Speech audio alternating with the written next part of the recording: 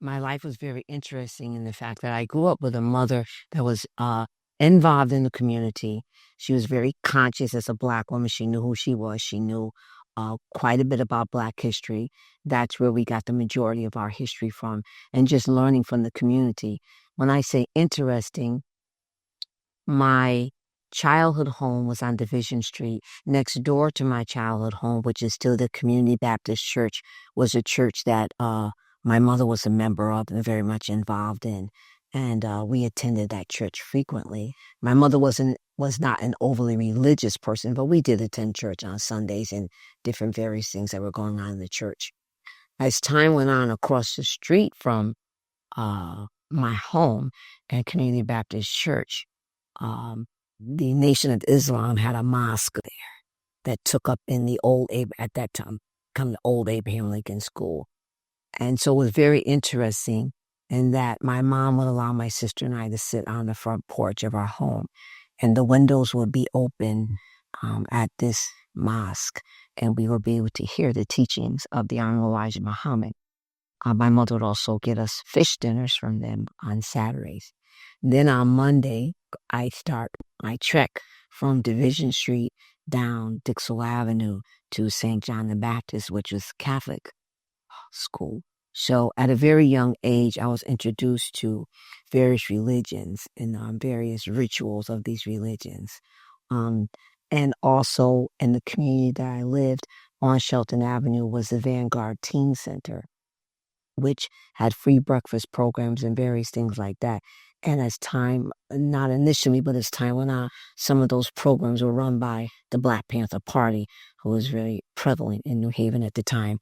And my mother allowed my sister and I to be involved in the Black Panther Party meetings for children. We would trek from New Hallville down Dixwell Avenue to the Soul Station, where the Black Panther Party would hold political education classes, where we got a little book, the little red book, Mao Zedong, and I must have been every bit of 8, 9, 10 years old, very young age. And we actually visited my brother in Oakland and father in Oakland and Berkeley, California, when my brother took us to the Black Panther headquarters. And so I was exposed at a very young age, was never confused about who I was as a Black little girl. My mother just continued to instill in us that we were beautiful little Black girls. That's who we were. And I'm very fortunate as I got older to really understand my mother must have at times struggled with how much to teach us and how much to expose us to. But that has made me the person that I am today. I remember the riots in New Haven. I remember going down on the Green, the first May Day rally, where there were tanks downtown. And Kingman Brewster, the president of Yale, I remember the standoffs at the Ingalls Rink.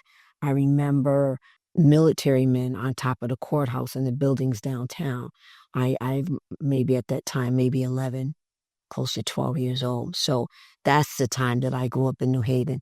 Also, what's important to mention, when I grew up in New Haven, what Grand Avenue looks like now with all the ethnicities of Spanish-speaking groups there, all the businesses. That's what my Dixwell New Hallville looked like. Black doctors, Black stores. You could stay in your own community and shop. Record stores, B&L Plaza, Unique Boutique, Dr. Cole, the list goes on. Tommy and Kelly's Fashion, all the beauty parlors, the barbershops, all those things, all the churches took place when I grew up. So I grew up in a very prideful, Black-owned neighborhood where I could see Black people thriving and Black people dressing nice and Black people in owning homes. Now, Winchester Factory afforded many Black families the opportunity to move from the South to come to the North and purchase homes in New Hallville and Dixwell. And my mother and my father was one of the first Black families to purchase a home in New Hallville. I had the coupon booklet when they actually bought the home. And I believe the mortgage was something like $10 a month. And my mother said New Haven Savings Bank was the only bank that would give her and my father a loan, even though their credit and they had impeccable work records. Of course, it was due to racism. So New Haven Savings was the only thing that would give them a loan. So I grew up very Black, very conscious, unafraid to speak my mind. People say to me to this day, not just white people, but Black people, why do you say everything in black and white?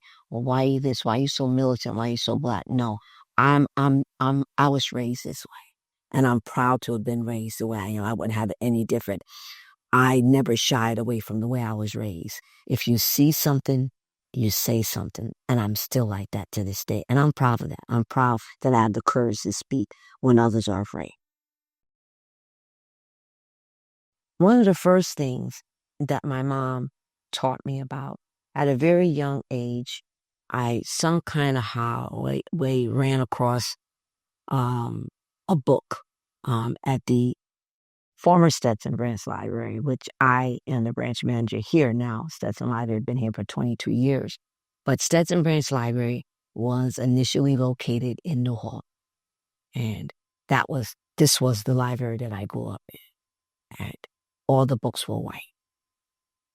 There were very few books. I think I made, and any books that were there with people of color were a little sample. They were derogatory books. But I remember being in the old Stetson Branch Library, and there was a woman there.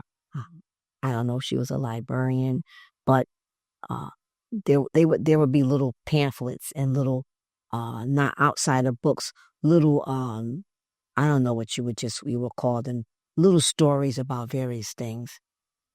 And I remember reading something about a black cowboy. And I went home, and my mother was born in Virginia. I said, Mom, I thought cowboys were only white. And she said, no. So at dinner time, that's when my mom would sit us down as a family. We always had dinner. My mother was an excellent cook. She was a seamstress. She sewed all of our clothes. And we would sit down every evening for dinner. About 6 o'clock. You had to be at the dinner table. So this particular night, my mom began to talk about what her father taught her about black cowboys. And so my mother started to tell me that they were cowhands and they were called boys. It was a derogatory term. But as time went on, and you realize that there was money to be made like anything else, white men took it on, and now they became cowboys. But my mother says she remembers as a little girl, the cowhands that were on the farm. My mother was raised on a farm. My mother's father was a sharecropper, and the master died down generations. And my father, my grandfather, my mother's father ended up with the land. And she remembers black cowboys on her farm, riding, bareback, just riding. And she said, so she witnessed black cowboys as a little girl. And so she started to tell me that story. And then she started telling me about Nat Love, this cowboy that her father had taught her about. And I began to research. There was very little to find at the time about who he was. Here and there you could find little stuff. And so I finally found an old book that mentions Nat Love in this book. He wasn't I don't even remember, probably can't even find the book now, but he was mentioned in this book. And that sparked my interest in black cowboys. So to this day, and I've done a lot of research on black cowboys, that's one of the first things that I learned that sticks in my mind. My mother taught us basically how when she grew up, because she lived so far in the woods, my mother didn't know anything too much about racism or segregation, because where she grew up at, there was black people, there were white people, and the white people where she grew up at probably had less than what she did. She remembers flowers on your table for dinner. She remembers my grandmother making dessert and 3-course meals, and they lived nicely. And she remembers little white girls and boys that lived down the road from her that didn't have 1/3 of what she had. So as she got older, she realized that there was this thing called racism. But she knew that it existed because when they went into town to purchase things, they had to lower their gaze. So she knew that white people were supposedly superior and ruled the land, at least of what she knew. But she also knew that there were people that were oppressed that didn't look like her. So as a little girl, she didn't get a clear picture of any of it, but she can hear her mother and her father, who at that time weren't as open with children about things as my mother was with us. She could hear my mother and my father talking about going into town and how the white man treated my grandfather, how my grandfather got spat on, how they couldn't touch this or they couldn't touch that.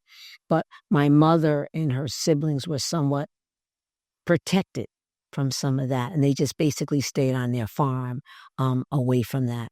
So my mother said as she got older and said she got married and had kids, she would make sure too that she would teach her children at a young age what their surroundings were.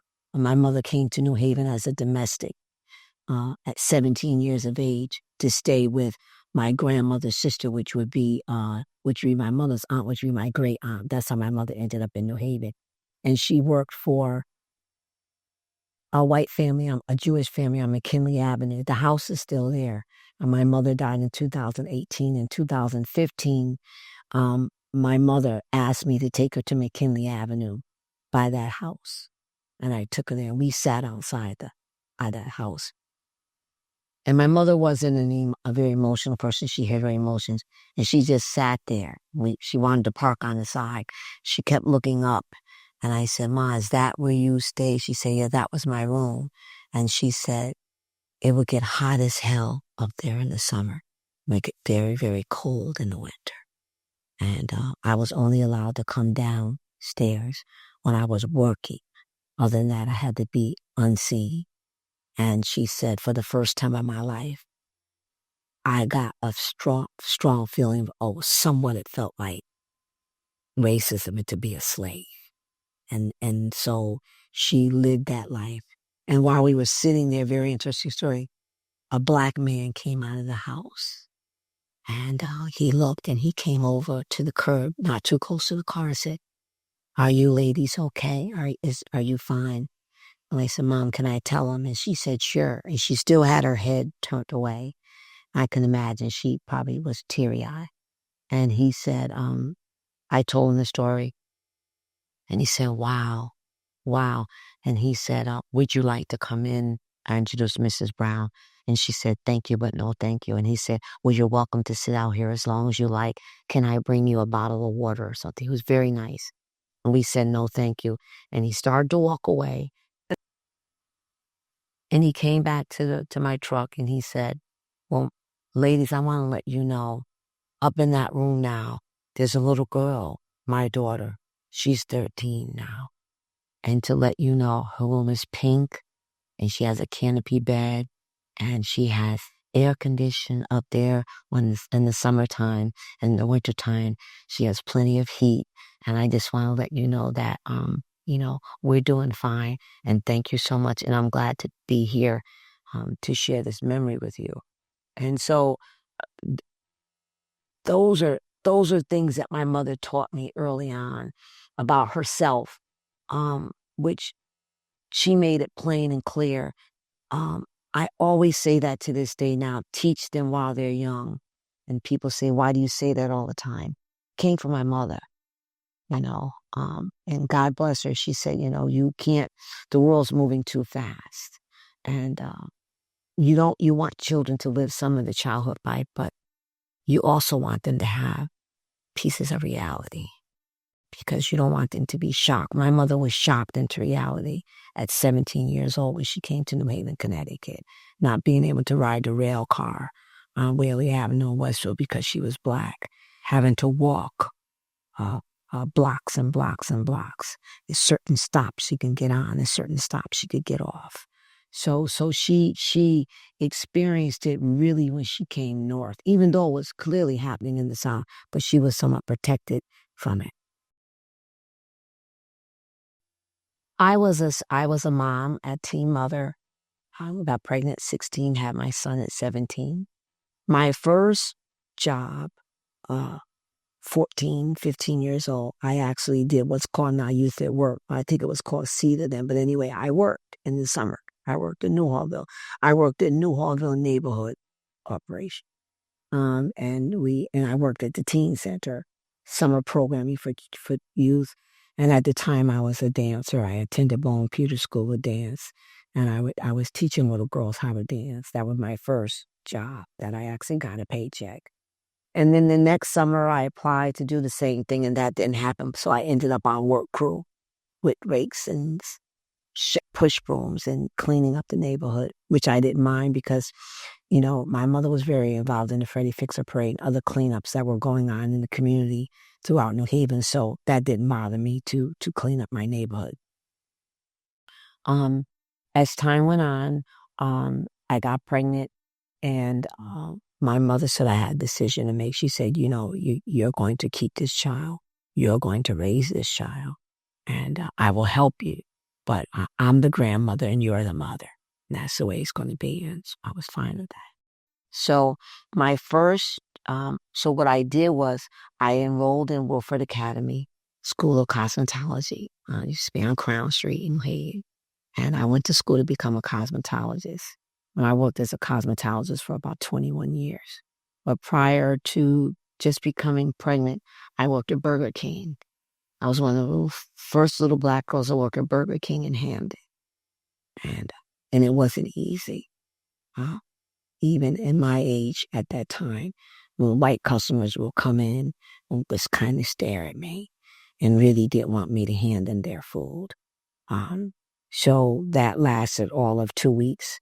And my mother had my brother bring her out to the job because my mother didn't drive. And my mother came inside and said, let's go. She took me out. You don't have to work here. So I went to cosmetology school, worked at several salons in New Haven. At some point I decided that I no longer wanted to do hair. I wanted more. I always wanted to go to college. So I said, well, here's an opportunity for me to start college. So I started Southern Connecticut State University initially in 1984. And it was tough because I was a single mother myself, raising my son in my own apartment. So I would start a semester, bills wouldn't be, and I was very independent. My mother taught us how to be very independent. Didn't want to go to my family. I would then drop out a semester and go to work. Some of the jobs that I had at that time were, I was a CNA for a little while. I was also, I worked at Science Park for an architect, Barry Svigals. I worked with him at Science Park. I worked at the City of New Haven Job Center with Jim Newton. I did that for a while. I was a domestic violence counselor for about 12 years. I worked at the old Dixville Community House as a program director, after school program, and a food distribution program. So I've had several jobs, but all the jobs I've had always put me in a situation where I can be with people, where I can help people, where I can advocate for people, because I like people, and I like helping people, especially people of color that I know have hard time because I struggle too. So every job I had basically put me on a platform where I could help people. Job center, I was able to get people jobs. Cosmetology, working in the salon, able to talk to people and get advice from them, and then in turn give advice. On domestic violence, I was abused by my son's father for many years. So I knew and experienced being a battered woman. So I was able to help many women that were in the same situation and single mothers. I was also a rape crisis counselor. So, like I said, all the jobs that I had allowed me to take care of people. And I had people give me advice and help me to take care of myself. So it was reciprocal. I was special funded employee working for the City of New Haven Job Center. My former boss at that time, Jim Newton, had run for mayor against John DeStefano. And of course, Jim resigned to run for mayor. And there was 3 of us left. We were moved to the Boulevard out of Science Park. And so talking about going back to school, met with Mr. James Wellborn. He had me apply for a scholarship, which I did apply, wrote the 500-word essay. Like the 3rd or 4th week into June, I received a letter from the City of New Haven saying that my job was going to officially end because I was a special funded employee, which I found very interesting. I knew what was going on because I supported, my former boss, Jim, to run against the current mayor at that time, John DeStefano. So that was a legitimate way for them to push me out the picture, which is fine. And it all worked out in the end because about 2 weeks after I received the letter from the city, I received the official letter, certified letter from the Bill and Melinda Gates Foundation saying that I had got accepted into library school. Go on campus, register, do whatever it is that you got to do. There'll be money over there for your books. And let's confirm the address. We could start sending you your stipend. So within a month, everything just worked out. Just no stress, no headache. It just happened. And it just confirmed my decision because I was able to go to school full time. So what I did was I collected unemployment, took my $275 a week stipend, went and registered. I started a class that summer for library school. And it just happened so quickly. And like I said, I went through library school so quickly. I don't really remember learning that much from library school because I just wrote the papers, came out with a GPA 3.8. I think I did pretty good. The second semester that I was in the school, Mr. Wellborn had a full-time position for a young adult librarian, the first young adult librarian position in the history of the Minimum Free Public Library. There have been people that had serviced teens, but I was the first person in the position. He knew I had a good connection with teens and I liked young people. So I was the young adult librarian for all the locations. I would go to a different location. At that time, there were 4 branches, not 5. Wilson wasn't built yet. But I would, every day of the week, I would go to a different branch and deliver teen services and talk to the teens. And I really enjoyed it. It was tough because I had 6 courses and I was working full time. That was pretty tough. None of the work was tough. I enjoyed being with the teens. The schoolwork, coursework, to me was never difficult. It was just time. It was time consuming. And I sleep good at night. I mean, I go to bed 9 o'clock, 9:30 to this day, and I sleep all night. But that was the toughest part because I was up until 1 or 2 o'clock in the morning trying to get papers done that were due the next day or that were due in 2 days. So that last semester was hell. It really was in terms of my time. But I pushed through and it all paid off. And I walked across the stage and my mother was there and Mr. Wellborn was there. And the Bill and Melinda Gates Foundation gave me a special certificate for completing. In New Haven, there was some funds here for several of us people of color to go to school, and I was the only one that completed. So I was very proud of myself.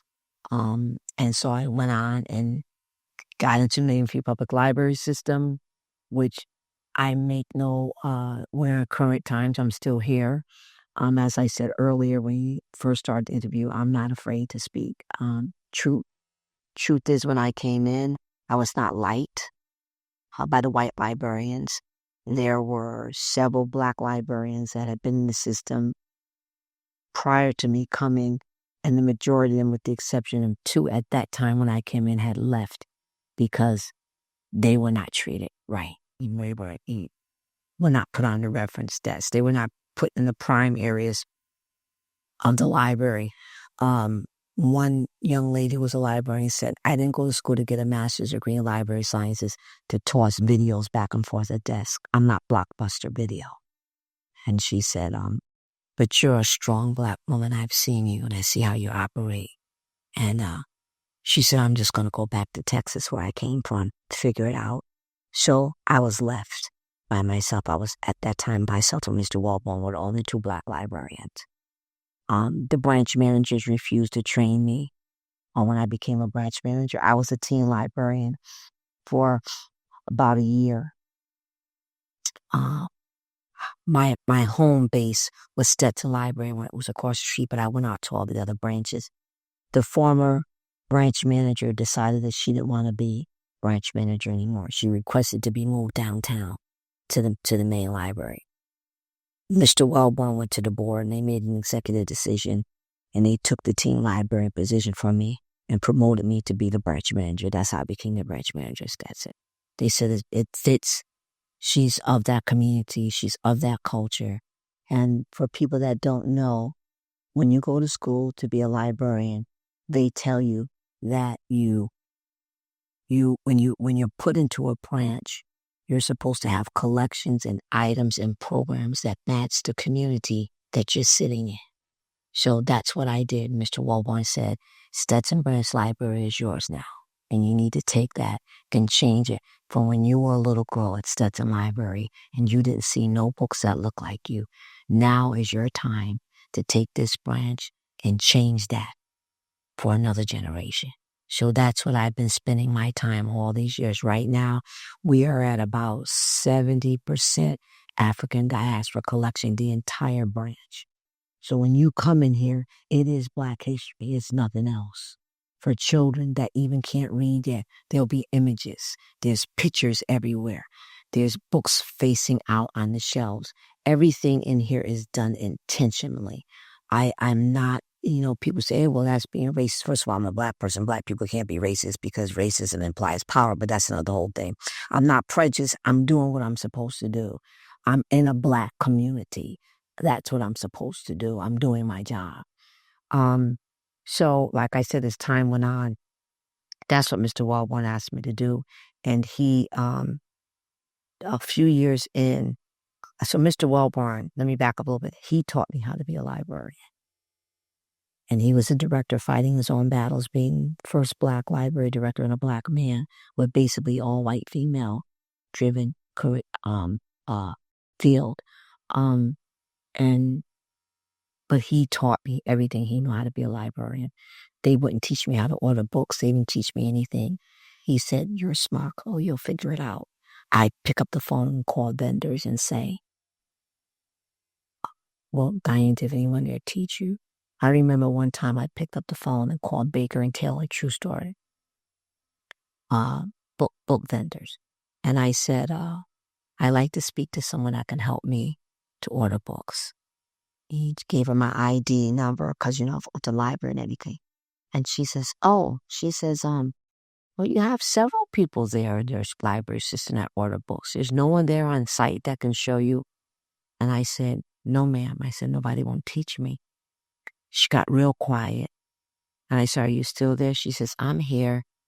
She says, what position are you? I said, I'm the branch manager of Stetson Library. And she said, can I call you back at 1:00? Sure you can. I said, there's something wrong. She says, no, I'll call you back at 1:00. She recited the number back to me. She called me back at 1:00. She said, she identified herself, told me her name. I know her name, but I won't say her name to this day. I know her name. She's no longer there. She says, can we speak candidly? I say, yes, ma'am. She says, "Are you an African-American woman?" I say, "Yes, I am." "And you're a librarian?" I say, "Yes, I am." She says, "Well, I'm a white woman and I'm a retired librarian and I work here part-time." She said, "You're having problems here, aren't you?" I said, "Yes, ma'am." So I can't get them out to teach you anything. She says, "Well, you got me." She said, "I can't change the world and I've fallen short in my lifetime. So what I would like to do is the next 3 days, let's call out some time where I'll call you and I'm going to take you step by step on a computer. You get a list of books that you want to order for the next 3 days and I'm going to walk you step by step." And I've just met with my supervisor. And I told my supervisor that I'm going to help you. And he said that he didn't have a problem. Like, true story. So that's how I learned how to become a librarian with everything. Anything that I didn't know, I reached out to Black librarians in New York City. I reached out to Black librarians in Chicago, and they would teach me things for librarians in my own library system would not teach me. Have you seen a change in the publishing industry based on the types of books that are available from when you were a kid? Yes, there's been a big change. There's even been a big change since I become a librarian. In the early 2000s. The change that I'm seeing now is that there are funds and resources are more accessible to people of color who want to publish and write. It's easy to get a book about anybody, but who wrote the book? Who did the research? When I first became a librarian, the majority of the books that were on the shelves and the majority of the books that I had to choose from to order from Baker and Taylor or anywhere else were books about people of color written by people who are not of color. That's not like that anymore. You know, I can get a self-published book, or I can get a book about Black cowboys that's been approved by a Black cowboy, or it's been well researched by someone that looks like me. I can get biographies, rewritten autobiographies. I can get things now that I couldn't even get in the early 2000s. Here we are 24 years later.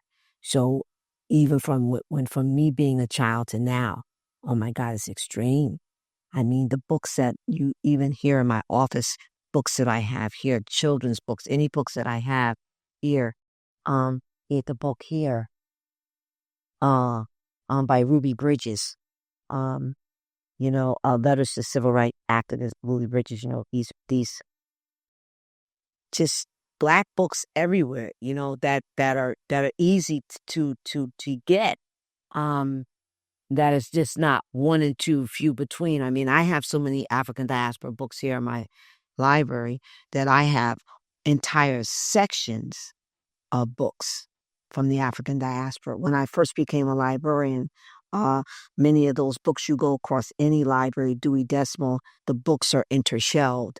But the New Haven Free Public Library System has started putting stickers on books that were African American, so they would stand out from the shelves if you were, no matter who you were, a white person, a Black person, a Latina person, didn't matter. If you were looking for a book specifically by an African American, you would be able to identify it with the sticker.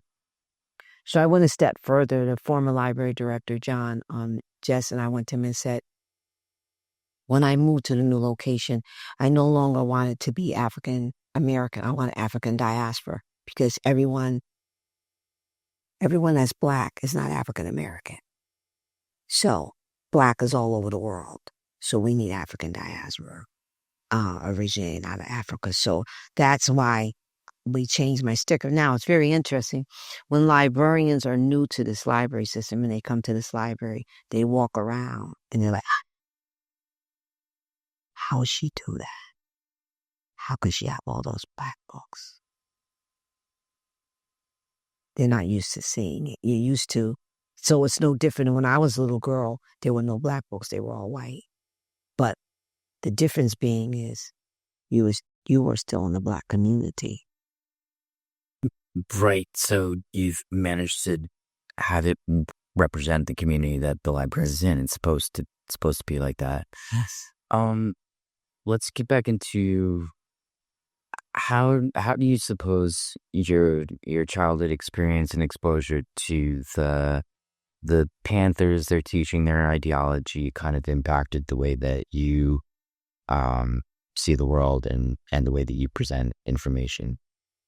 I see it just as I was taught. I'm that little black girl from the ghetto that's not afraid to speak. I speak my mind. I'm a law-abiding citizen. I do what I need to do every day. I take care of myself. I take care of others. The number one thing is I call it what it is. And a lot of people just don't like that. I don't go along to get along. And some people take it as me being mean, as me being harsh, prejudice, racist. Again, I have to correct people because a black person, I don't have the power to be a racist, but I'm not prejudiced. I'm just pro me. I'm just pro people that look like me. It doesn't mean that I'm anti anybody else, but my energy goes towards what looks like me. Because if I don't take care of me and those that look like me, who else is going to do it? It's my obligation as a black woman to do what I do. And I wear that on my sleeve wholeheartedly. The children that come in here, right now, like in New Haven and across this country, but we'll speak specifically to New Haven, the literacy. Children can't read. I have a reading program that's going on in my library right now. It's the most important program that I think I've ever done. If I could shut down all the other programs and take all the money and fill this space up, I'm going to get a little emotional. Children not being able to read is just not acceptable. It's a crisis. I don't understand why everyone's not feeling the way I feel. Whether the child's black, white, doesn't matter. How do I expect, especially my people, to do anything in the future if the children can't read? Children can't read. When the children sit down, 3rd and 4th grade, and they can't even sound out a word. They can't even recognize the word. Certain words that you think that are what called sight words. You think that are words that you see regularly that you'll be able to identify or spell 2-letter words. I have to come to my office and cry. Because I that's my obligation. People say, well, you can't save the world. I can't save the world. But I'm a damn sure try to do what I can do. That those that are around me, that are within my reach, I'm going to do everything that I possibly can to help these children. I don't sell my community out. I'm not that black person. I can say that honestly, and I don't care who hears it. I don't care who you are. I don't care about titles. I have a whole table over here of awards. The only reason why these awards are out now, I've never displayed them this way in all my 24 years of being a librarian. My son said to me one day, I have them all packed up at home in drawers and in my basement and here at the library. And my son said, Mom, you always talk about visuals for children to see. Visuals, you want them to see things. Well, these are visuals for children. Maybe this is something a child can aspire to. They don't understand everything that it took for you to get that. But there was a struggle behind each one of those awards. You didn't just get that because, you're just sitting in the library all day long. People recognize what you're doing. So I never looked at it that way, but it's very interesting because now when children do come into my office, I try to have books. I'm going to put more books out. I try to put books out that the children, things that the children can identify with, but they do ask me about the awards and they do ask me, why did you get that? And why is that there? Basically, instead of trying to explain each and every award, I basically say to the children, I got the award because I'm trying to fight and work for and care for little people like you. That's what it boils down to. For me, it does. So that's who I am. I was raised this way. I'm 66. I don't think I'm going to change any. I'm going to continue to fight, especially for children. Because if you don't reach them, if you don't teach them while they're young and reach them when they're small as you could reach them, you're just about lost them. And then it's that much harder to try to pull them back. What you mentioned that it seems like there's like a crisis of literacy. Like, where do you think is it always been like that, or where do you think that's coming from? And how do you, like, obviously how to fix it is by teaching them how to read, but you get where I'm going? Like, well, I know for me being here at Stetson Library, I've met many adults being a librarian that didn't know how to read.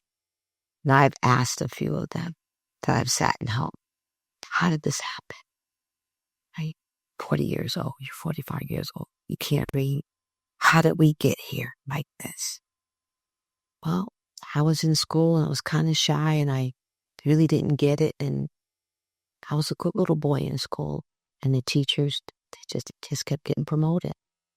A lot of what's happening now. I mean, people, it's easier said than done.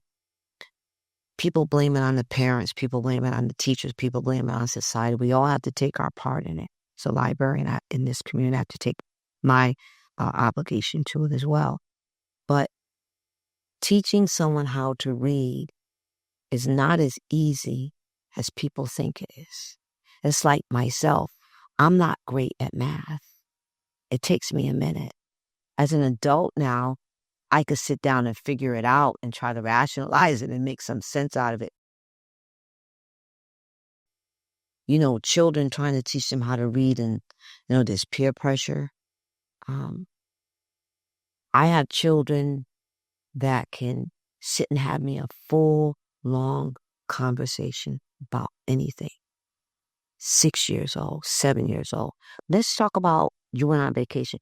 Oh, Miss Diane, I went to Atlanta, Georgia, pronouncing words correctly. And I went to see my auntie, and we went to the farm, and we saw some goats, and we did this, and we did that. Just orally speaking well. Can't write. Can't read well. So it's not that they're stupid. It's not that they're not intelligent. I think it's becoming more and more of an epidemic because there's a lot of reasons. Classroom size, classes are overcrowded. We have, society has changed.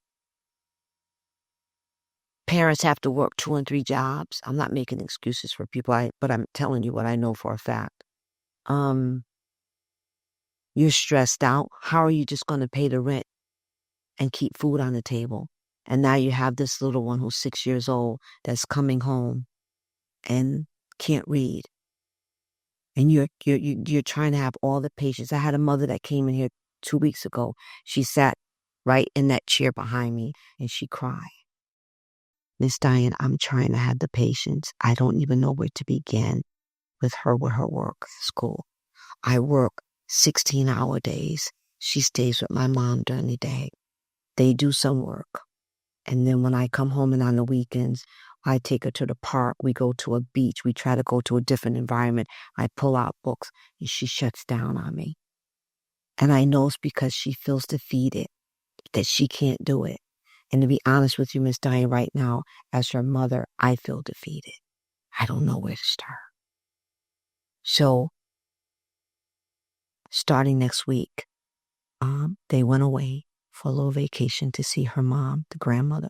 Starting next week, I'm going to be sitting with both of them. And I'm going to spend some time with the little girl alone.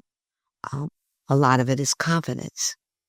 Do you have the confidence to read? It's okay to make a mistake. It's okay if you say the word and it comes out wrong. It's okay. There's a lot of reasons why these children aren't reading. And if we can take money and research every damn thing else, find out anything else that we want to know, and studies, and you got this and you got that, all the ARPA money that's out there. How come the damn children can't read? Why is this not a crisis? This is like a cancer. Okay, these children cannot read. And I had a school teacher tell me, and she has a class of 22 students, 10 of her children cannot read. And when she asked for help, oh, well, the parents just got to spend more time with them. It's always passing the buck. One of the things that I would like to do is I'm looking for some grant money. So if anybody hears this that is willing to help me out, I'm looking for some grant money to teach the parents how to teach the children how to read. It's not easy. You just sit someone down and sound words out and sit and have the patience and do this. How do you teach someone how to read? There's an art to teaching someone, and everyone's not going to learn the same way. One way my grandchildren all learned to read is, well, their mother was a reader, and they would sit in bed with their mother and kind of like act like they were reading when they couldn't read because she was a book lover. One way I taught some children how to read is by bringing them to my office or walking around the library, and we would see things. What do you see over there? What does that say? What do you think it says? And just try to commit some of it to memory, which is fine. When you see the word all, anywhere, do you see it anyplace else? Just trying to get them comfortable that reading is not just sitting down with a book in front of you. You play video games. You're reading that. How are you figuring that out? How are you doing that? How do you get to the next level on the game? How do you know that? So you want to read the instructions to the game, how to get to the next level. So first of all, let me find something that you're interested in, that you want to learn to read. If I tell you I taught a young man at the former library across the street. He was a gamer. He was 13. His reading, he was reading maybe on a 5th grade level. His reading level was really low, but he was a gamer. And I said, if I bought you, because he wanted some gaming books, if I'm going to get a subscription to this gaming magazine, and as you can take some of them home, like I told him. But you got to learn how to read it. You can't ask your friends to keep reading it for you. Do you know that's partially how he learned how to read? He would sit there in order to get to the next level in the game. Because you get on the phone with your friends and play the game. So if he's teaching you, he already knows it. So you're already lost because he's ahead of you. Don't you want to learn how to read it for yourself and be independent? So I taught him how to read, how to get to the next level in the game because he was interested. So, I mean, not to, I think that, if the danger of having an illiterate society is that people can, you're behind. And if people tell you something, you have no way of backing it up and knowing whether it's true or not. And it makes society a little bit more easy to be manipulated if you don't have like an educated public who can say, that's not true. That's a part of the plan. That's my opinion. And people say, oh, Diane, your conspiracy theories, that's a part of the plan. Oh, wrong. The children, so what? So dumb them down. They can't read. Let's make America great again. Let's make it so we take everything from them. When we were brought here, we weren't slaves. We were made to be slaves. So to correct people all the time. But one of the first, what do? They take their language. They take everything away from you. Okay, so there's no understanding of anything. You got to kind of go along to get along until you understand. Now that we have come into some understanding, now we got to go backwards now. Let's get you guys back to where we were able to control you. And you will start with your babies, and they don't know how to read. And you're frustrated, and you got to work 2 and 3 jobs, so you're not there to help them to learn to read. So now we're going to take these younger generations coming up, and we're going to dumb them down. Okay, so this is, to me, the way I see it, and my research and my study. You talk about my days of growing up, being around the Black Panther Party and learning different things. Yeah, that's the way this world works. So I'm very well aware of what's happening around me and these things. And people say, "Oh, Diane, you're so black," and I said, no, no, no. This is history repeating itself. I see it. And I understand if I'm a little girl. And of course, I understand it now as an adult. I see the cycle. I see it here in my own library. It's sad, but it's reality.